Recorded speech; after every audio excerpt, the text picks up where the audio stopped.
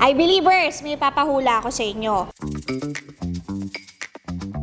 Dito sa dalawang linya na to, ano sa tingin nyo ang mas mahaba? Sige, bibigyan ko kayo ng 5 seconds.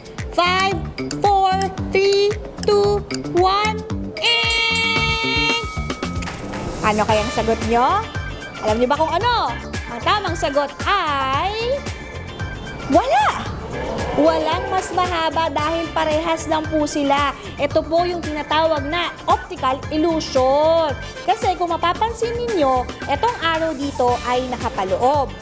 Ito naman ay nakapalabas. Ngunit kapag sinukat nyo yan, kunyari ito, pinasok nyo paloob na rin, magka-size lang sila. Oh, ha? Tama ba kayo? I believe!